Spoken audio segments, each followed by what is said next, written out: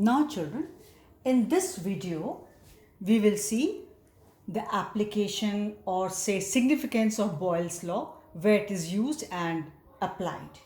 So we know P is inversely proportional to V at constant temperature. We all know. We also know D is equal to M by V, mass per unit volume. So very simple, if V increases, P will decrease, or if P increases, V will decrease. So its significance, its application, what is there?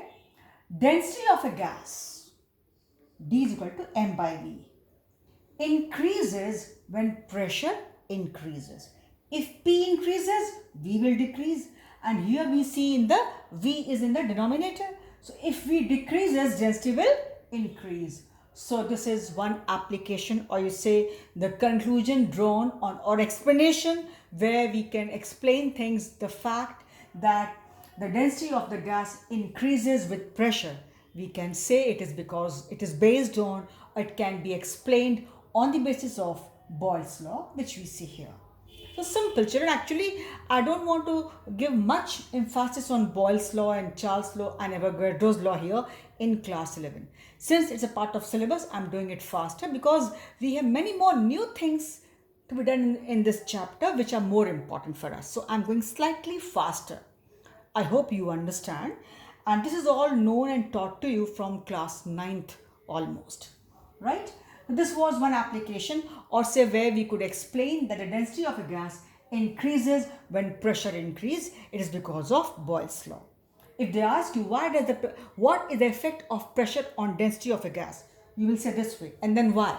So because of Boyle's law, you can explain this way. Second is, at high altitude, pressure is less. So density of the gas will also be less. So less of O2 is dissolved in the air, right? That's why at high altitude, people suffer from, it causes altitude sickness. People suffer from that altitude sickness. If you go to heights, mountains, many of them, may not be all, they suffer from that altitude sickness. Everybody is not very comfortable on hills or aeroplane or jet planes or have it in flights because the level of O2 is slightly lower there. Mostly people are comfortable. They give you gas mask also, the oxygen mask, but still there are some people, they are not very much comfortable there because the amount of O2 at that height is relatively much lower.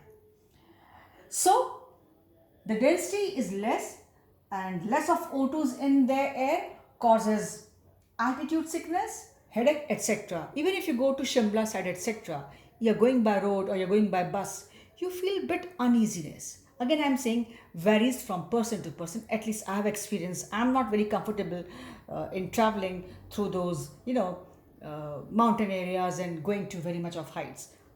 Flight and all is okay, but traveling in the bus or by road on those, I'm not very comfortable. It causes me sickness. And people have the sickness. So they develop headache, etc. Jet planes, they carry oxygen cylinders. Because at that height, oxygen is quite less, hence they carry oxygen cylinders. It's again because at those heights, where the pressure is low, density of air is less O2 is dissolved there. So all these things which are happening over there, they can be explained with the help of Boyle's law. So you can call it the significance or application of Boyle's law.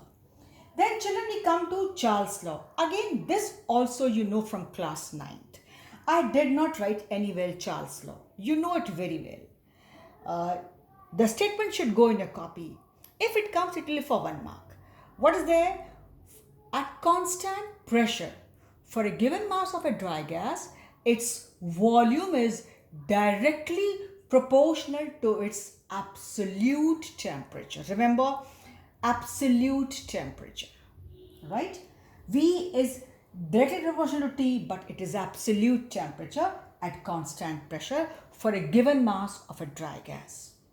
In short, we used to say V1 upon T1 is equal to V2 upon T2. Children, don't expect that I'm saying expect. One can give. That you will be asked Directly questions on Boyle's law, V1 upon T, V1, P1, V1 is equal to P2, V2, I doubt.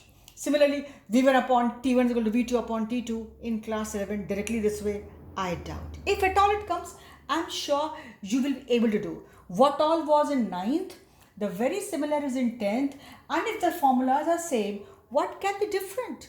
The same can be in 11th also. So, directly based on Boyle's law and Charles' law questions, I doubt. Now here, its application of significance, working of hot air balloons. Children, we said hot air balloons, they're quite big in size. So if they're big in size, a lot of air should be there. So it should be heavy, and the heavy thing should not be going up that easily. But working of hot air balloons, the air which is filled is hot, used in sports. No, they're sending in air, and meteorological purposes or meteorological observations. Where balloons flow, they find out the direction of the wind or pressures. They have their own studies. So this is used for meteorological purposes. So balloons are big in size, but still they're very light because the gas inside is hot, it occupies a lot of volume. So balloon looks big in size, get filled properly, quite big in size, can be observed far off or from far off also, but yet it remains light because of the Charles law. Because V is directly proportional to T. For a given mass of a dry gas, at constant pressure, the volume of a gas is directly proportional to its absolute temperature, or this is a formula. So for this we stop here, children. Very simple thing. So I stop here.